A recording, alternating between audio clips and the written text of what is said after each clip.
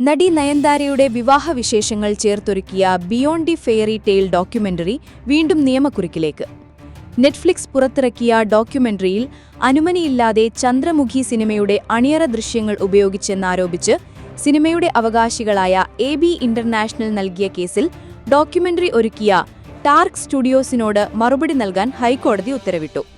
വിഷയം കോടതിക്ക് പുറത്തു തീർക്കാനുള്ള നടപടികൾ പുരോഗമിക്കുകയാണെന്ന് ടാർക്ക് അവകാശപ്പെട്ടെങ്കിലും ഇത്തരത്തിലൊരു നീക്കമില്ലെന്ന് AB ഇന്റർനാഷണൽ വ്യക്തമാക്കി. ഇതോടെയാണ് കൃത്യമായ മറുപടി നൽകാൻ കോടതി ആവശ്യപ്പെട്ടത്. 2005-ൽ റിലീസ് ചെയ്ത ചന്ദ്രമുഖിയിൽ രജനീകാന്തിന്റെ നായികയായാണ് നയൻതാര അഭിനയിച്ചത്. ദൃശ്യങ്ങൾ ഉപയോഗിച്ചതിന് 5 കോടി രൂപ നഷ്ടപരിഹാരം നൽകണമെന്നാണ് ആവശ്യം. നാനുൻ റൌഡി താൻ എന്ന സിനിമയിലെ ചില ദൃശ്യങ്ങൾ ഉപയോഗിച്ചതിന്റെ പേരിൽ നടൻ ധനുഷ് നിയമ നടപടി സ്വീകരിച്ചതിന് പിന്നാലെയാണ് ചന്ദ്രമുഖി സിനിമയുടെ നിർമ്മാതാക്കളും നയൻതാരയ്ക്കും നെറ്റ്ഫ്ലിക്സിനുമെതിരെ നോട്ടീസ് അയച്ചത്. ധനുഷുമായുള്ള കേസിൽ കോടതിയിൽ വാദം പുരോഗമിക്കുകയാണ്. നയൻതാരയുടെ ജന്മദിനമായ നവംബർ 18-നാണ് ഡോക്യുമെന്ററി റിലീസ് ചെയ്തത്. കഠ്മണ്ഡു ജൻസി പ്രക്ഷോഭത്തെ തുടർന്ന് പ്രധാനമന്ത്രി രാജിവെക്കുകയും സൈന്യം നിയന്ത്രണം ഏറ്റെടുക്കുകയും ചെയ്ത നേപ്പാളിൽ ഇടക്കാല പ്രധാനമന്ത്രി സ്ഥാനത്തേക്ക് സുപ്രീം കോടതി മുൻ ചീഫ് ജസ്റ്റിസ് സുശീല കാർക്കിയെ പിന്തുണച്ച് കഠ്മണ്ഡു മേയർ ബാലേന്ദ്ര ഷാ. 5000-ലേറെ യുവാക്കൾ പങ്കെടുത്ത ഓൺലൈൻ യോഗത്തിലാണ് ഇടക്കാല പ്രധാനമന്ത്രിക്കായുള്ള നിർദ്ദേശങ്ങൾ ഉയർന്നത്. സുശീല കാർക്കിക്ക് പിന്തുണ പ്രഖ്യാപിച്ച ബാലേന്ദ്ര ഷാ എത്രയും വേഗം ഇടക്കാല സർക്കാർ രൂപീകരിക്കാനുള്ള നടപടി സ്വീകരിക്കണമെന്ന് പ്രസിഡന്റ് രാംചന്ദ്ര പൗഡേലിനോട് ആവശ്യപ്പെട്ടു. ഇടക്കാല പ്രധാനമന്ത്രി സ്ഥാനത്തേക്ക് ഉയർന്നുകേട്ട പേരുകളിലൊന്നാണ് യുവാക്കൾക്കിടയിൽ ഏറെ സ്വാധീനമുള്ള ബാലേന്ദ്ര ഷായുടേത്. എന്നാൽ ഇന്നലെ രാത്രി സമൂഹമാധ്യമങ്ങളിലൂടെ താൻ സുശീല കാർക്കിയെ പിന്തുണയ്ക്കുന്നതായി ഷാ പ്രഖ്യാപിക്കുകയായിരുന്നു. ഇടക്കാല സർക്കാരിനെ മുൻ ചീഫ് ജസ്റ്റിസ് സുശീല കാർക്കി നയിക്കണമെന്ന നിങ്ങളുടെ നിർദ്ദേശത്തെ ഞാൻ പൂർണ്ണമായും പിന്തുണയ്ക്കുന്നു. ചരിത്രത്തിൽ ഇതുവരെ ഇല്ലാത്ത സാഹചര്യത്തിലൂടെയാണ് നേപ്പാൾ കടന്നുപോകുന്നത്. സുവർണഭാവിയിലേക്കുള്ള കാൽവയ്പാണ് നിങ്ങൾ നടത്തിയത്. റാപ്പർ വേടനെതിരെ ഗൂഢാലോചന നടക്കുന്നുണ്ടെന്നും അന്വേഷണം നടത്തണമെന്നും ആവശ്യപ്പെട്ട് വേടന്റെ കുടുംബം മുഖ്യമന്ത്രി പിണറായി വിജയന് പരാതി നൽകി. അന്വേഷണം നടത്തി ഗൂഢാലോചന പുറത്തുകൊണ്ടുവരണമെന്നാണ് കുടുംബത്തിന്റെ ആവശ്യം. വേടനെതിരെ രാഷ്ട്രീയ ഗൂഢാലോചന സംശയിക്കുന്നുണ്ടെന്നാണ് പരാതിയിലുള്ളത്.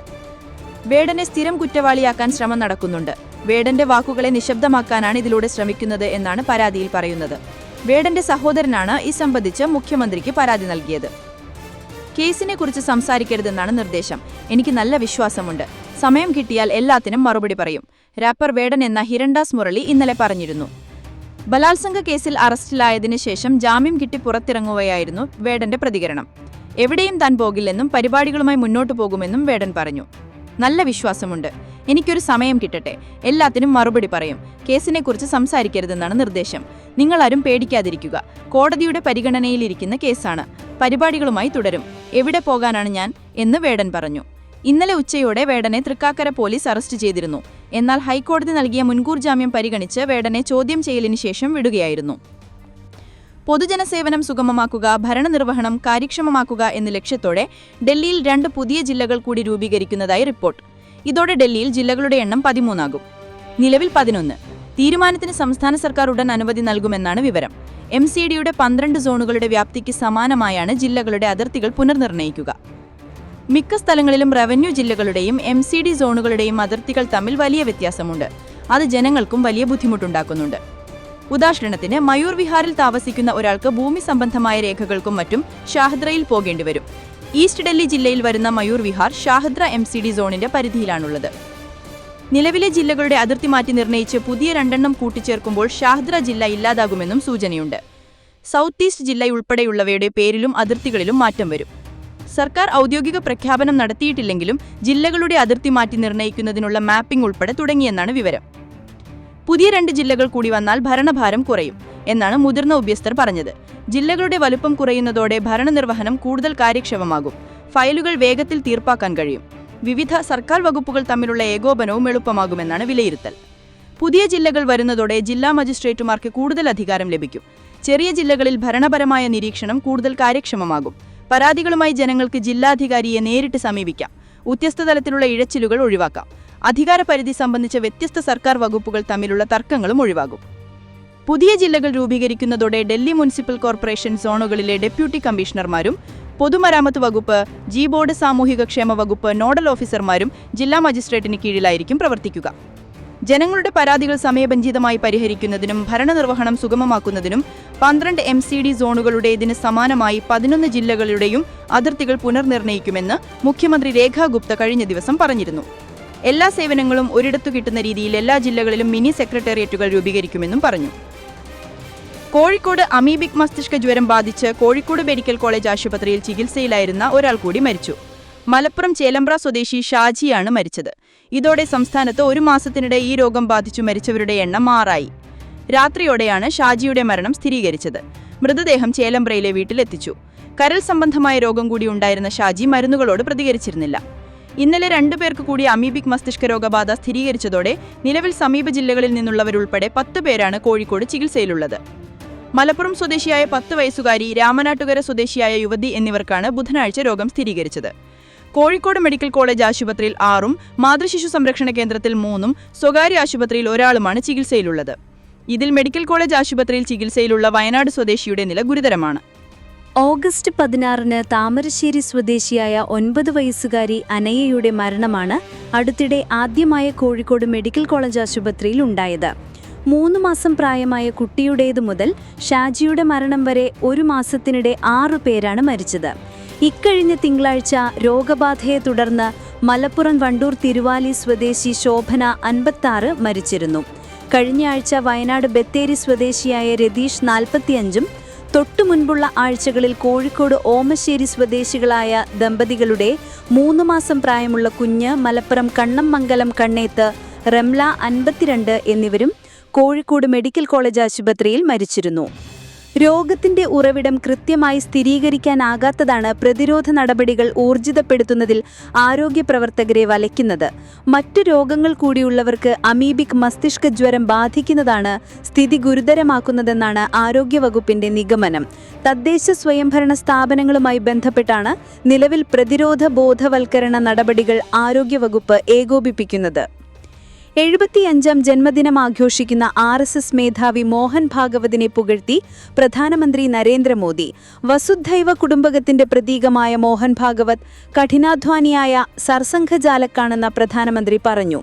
മോഹൻ ഭാഗവത്തിൻ്റേത് സാഹോദര്യവും സമത്വവും ശക്തമാക്കുന്ന നയമാണെന്നും മോദി പറഞ്ഞു. സാമൂഹിക പരിവർത്തനത്തിനും ഐക്യത്തിന്റെയും സാഹോദര്യത്തിന്റെയും ആത്മാവ് ശക്തിപ്പെടുത്തുന്നതിനും വേണ്ടി തന്റെ ജീവിതം മുഴുവൻ സമർപ്പിച്ച വ്യക്തിയാണ് മോഹൻ ഭാഗവത്. RSSന്റെ കാതലായ പ്രത്യയശാസ്ത്രത്തിൽ ഒരിക്കലും വിട്ടുവീഴ്ച ചെയ്യാതെ മോഹൻ ഭാഗവത് സംഘടനയെ നയിച്ചിട്ടുണ്ട്. യുവാക്കളുമായി അദ്ദേഹത്തിന് സ്വാഭാവിക ബന്ധമുണ്ട്. അതിനാൽ കൂടുതൽ യുവാക്കളെ സംഘപരിവാറുമായി അടുപ്പിക്കുന്നതിൽ അദ്ദേഹം എപ്പോഴും ശ്രദ്ധിച്ചു. അദ്ദേഹം പലപ്പോഴും പൊതുസംവാദങ്ങളിൽ പങ്കെടുക്കുന്നതും പൊതുജനങ്ങളുമായി ഇടപഴകുന്നതും കാണാം.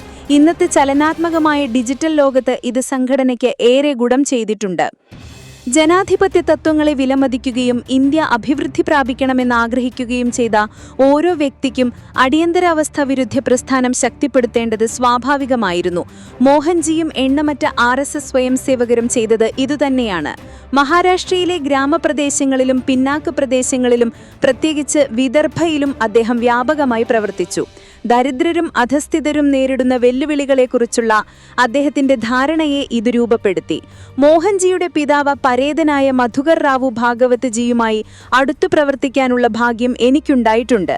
മധുകർ റാവുജിയുടെ രാഷ്ട്രനിർമ്മാണത്തോടുള്ള അഭിനിവേശം അത്രത്തോളം വലുതായിരുന്നു. അത് അദ്ദേഹത്തിന്റെ മകനെ ഇന്ത്യയുടെ പുനരുജ്ജീവനത്തിനായി പ്രവർത്തിക്കാൻ വളർത്തിയെന്ന് പ്രധാനമന്ത്രി പറഞ്ഞു.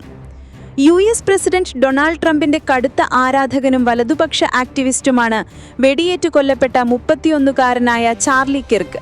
യുവാക്കൾക്കിടയിൽ ട്രംപിന്റെ ശബ്ദമായ കിർക്ക് യാഥാസ്ഥിതിക ആശയ പ്രചാരണത്തിനായി 18-ാം വയസ്സിൽ തുടങ്ങിയ ടേണിംഗ് പോയിന്റ് എന്ന സംഘടനയ്ക്ക് ഇന്ന് US-ലെ 800-ലേറെ ക്യാമ്പസുകളിലാണ് സാന്നിധ്യം.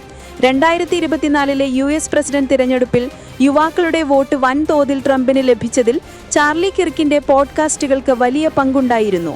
അമേരിക്കൻ കുടിയേറ്റത്തിൽ ട്രംപിനെ പോലെ കടുത്ത നിലപാട് സ്വീകരിച്ചിരുന്ന കിർക്കിന്റെ വാക്കുകൾ പലപ്പോഴും വിവാദമായിട്ടുണ്ട്. യാഥാസ്ഥിതിക ആശയങ്ങൾക്ക് പ്രചാരം നേടിക്കൊണ്ടിരിക്കുന്ന 2012 കിർക്കും കൂട്ടുകാരും ചേർന്ന് ടേണിംഗ് പോയിന്റ് എന്ന സംഘടന ഉണ്ടാക്കിയത്. സാമ്പത്തിക ഉത്തരവാദിത്വം, സ്വതന്ത്ര വിപണി, പരിമിതമായ ഗവൺമെന്റ് എന്നീ തത്വങ്ങൾ പ്രോത്സാഹിപ്പിക്കുക എന്നാണ് സംഘടനയുടെ ദൗത്യം പറയുന്നത്. US കോളേജുകളിൽ വലിയ സ്വീകാര്യത ലഭിച്ച സംഘടന പിന്നീട് വലതുപക്ഷ ആശയങ്ങളുടെ പ്രചാരവേദിയായി മാറി. ചാർലി കിർക്കാവട്ടെ വലതുപക്ഷവാദത്തെ പിന്തുണയ്ക്കുന്ന ശക്തനായ യുവ നേതാവായും മാറി.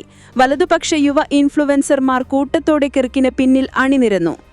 മേക്ക് അമേരിക്ക ഗ്രേറ്റ് അഗെയിൻ എന്ന ട്രംപിന്റെ മുദ്രാവാക്യം ഏറ്റെടുത്ത കിർക്ക് കുടിയേറ്റത്തിനെതിരെ കടുത്ത നിലപാടുകളാണ് സ്വീകരിച്ചത്.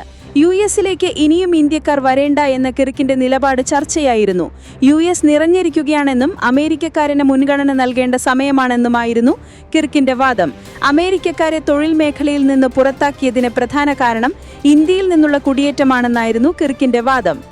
ഇന്ത്യയിൽ നിന്നും കൂടുതൽ വിസകൾ US-ന് ആവശ്യമില്ല. ഇന്ത്യക്കാരുടെ നിയമാനുസൃത കുടിയേറ്റം പോലെ മറ്റൊരു കുടിയേറ്റവും അമേരിക്കക്കാരെ തൊഴിലിടത്തിൽ നിന്ന് മാറ്റി നിർത്തിയിട്ടില്ല. മതിയായി, നമ്മൾ നിറഞ്ഞു കഴിഞ്ഞു. അവസാനമായെങ്കിലും നമുക്ക് സ്വന്തം ജനങ്ങൾക്ക് മുൻഗണന നൽകാമെന്നാണ് സെപ്റ്റംബർ 2 കിർക്ക് എക്സ്പോസ്റ്റിൽ പറഞ്ഞത്.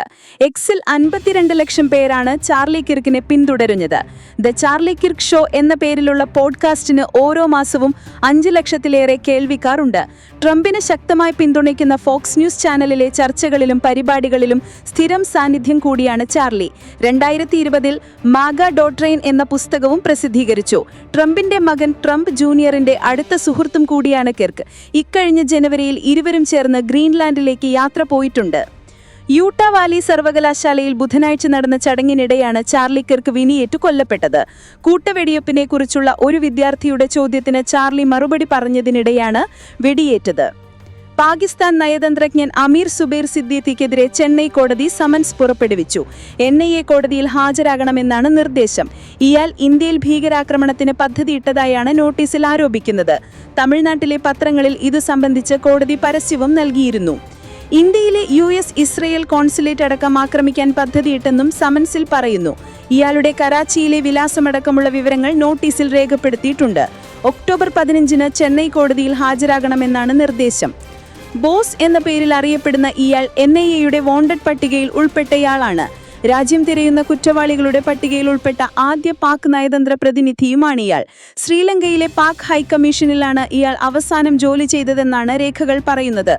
ഇസ്രയേലിന്റെ ആക്രമണം ഭരണകൂട ഭീകരതയാണെന്ന് ഖത്തർ അമീർ Sheikh Tamim bin Hamad Al ഥാനി പറഞ്ഞു. ഒരു അന്താരാഷ്ട്ര മാധ്യമത്തിന് നൽകിയ അഭിമുഖത്തിലാണ് അദ്ദേഹത്തിന്റെ പ്രതികരണം. ഇത്തരമൊരു നടപടിയിൽ ഞങ്ങൾ എത്രമാത്രം രോഷാകുലരാണെന്ന് പ്രകടിപ്പിക്കാൻ വാക്കുകളില്ല.